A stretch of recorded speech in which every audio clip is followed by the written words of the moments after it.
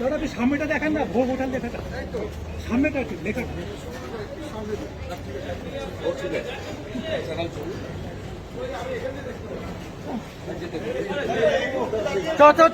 Replace সামনে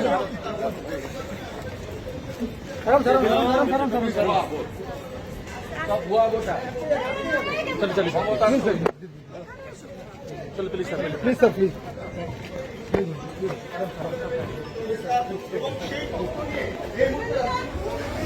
CO দপ্তরে ঢুকছেন, বিজেপি নেতৃত্ব শুভেন্দু অধিকারী রয়েছেন এবং ভুয়ো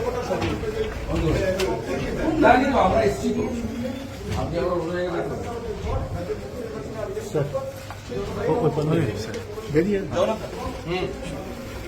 চলো জগন্নাথ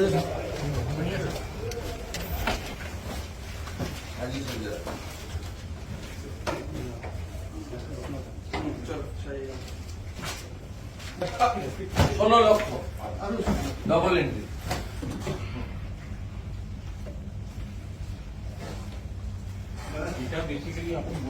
নির্বাচন কমিশনের যে পশ্চিমবঙ্গের হেডকোয়ার্টার সিওর কাছে আসবে। আপনারা এর প্রেক্ষাপট জানেন।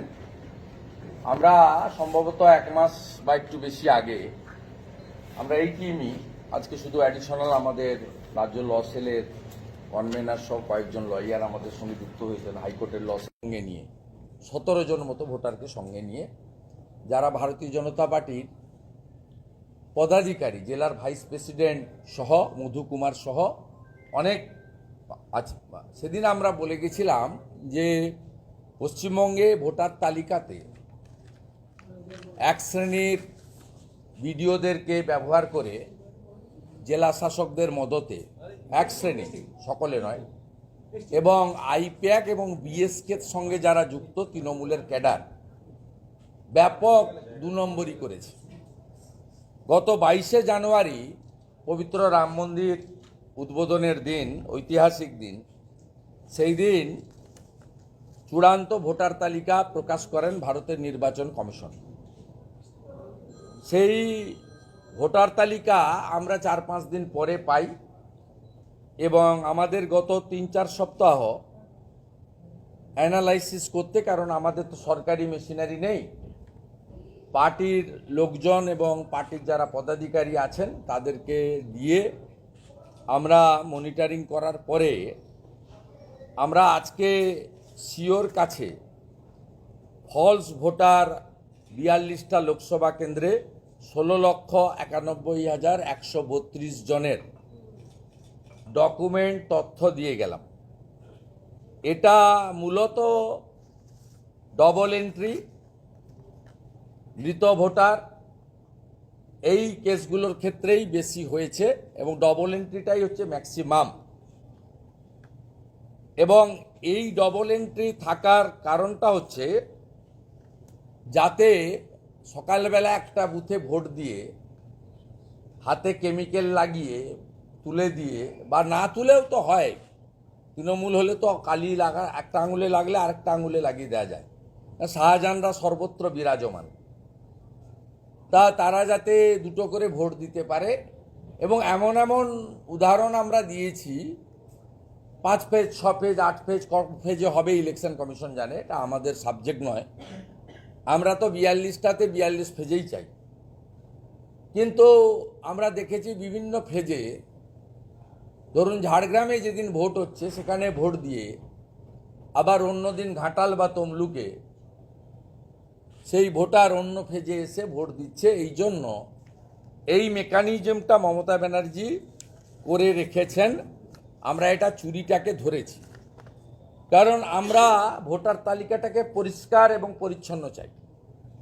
আমরা চাই পশ্চিমবঙ্গের গণতন্ত্র শেষ হয়ে গেছে, পঞ্চায়েতে 1 কোটি গ্রামের মানুষকে ভোট দিতে দেওয়া হয়নি। সন্দেশখালীর যার কাছে গিয়ে আপনারা জিজ্ঞেস করছেন ভোট দিয়েছেন, বলছে না ভোট দিইনি। যতদিন মমতা ততদিন আমাদের ভোট দিতে দেওয়া হয়নি। শেষ 11 সালে ভোট দিয়ে তো ওনাকে ক্ষমতায় এনেছিলাম।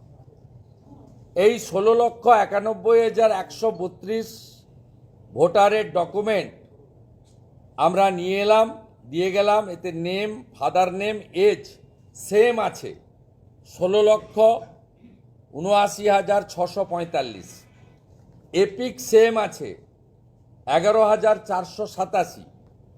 এর মধ্যে দুটি ভারতীয় জনতা পার্টির পার্লামেন্টারি কনস্টিটিউয়েন্সি, যেখানে মূলত হিন্দু উদ্বাস্তুদের এক কাপড়ে বাংলাদেশ থেকে পালিয়ে আসতে হয় এবং যেখানকার একটা বড় অংশের ভোটার আমাদের বাবা সাহেব আম্বেদকরের দ্বারা স্বীকৃত দলিত সম্প্রদায়ের ভোটার তথা প্রণম্য প্রাতঃস্মরণীয় পূজ্যপাত গুরুচাঁদ ঠাকুর হরিচাঁদ ঠাকুরের সৃষ্টি করা মতুয়া সম্প্রদায়ের সঙ্গে অন্তর্ভুক্ত বনগাঁ 1,28,013, রানাঘাট 1,10,459।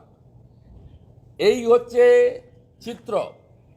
তাই আমাদের আজকের ডেলিগেশনে আমি এলওপি মাননীয় সাধারণ সম্পাদক তরুণ জগন্নাথ চট্টোপাধ্যায় আমাদের ইলেকশনটা দেখেন এবং আমাদের রাজ্যের অত্যন্ত বলিষ্ঠ নেতা শিশির বাজোরিয়া, লিগ্যাল সেলের কনভেনার রাজ্যের তরুণ আইনজীবী লোকনাথ চ্যাটার্জি এবং আমাদের হাইকোর্টের লিগ্যাল সেলের convener senior lawyer advocate Sahasranshu Bhattacharya আর আমাদের তরুণ আইনজীবী সুকান্ত ঘোষ, এই ডেলিগেশনে আমরা 6 জন ছিলাম।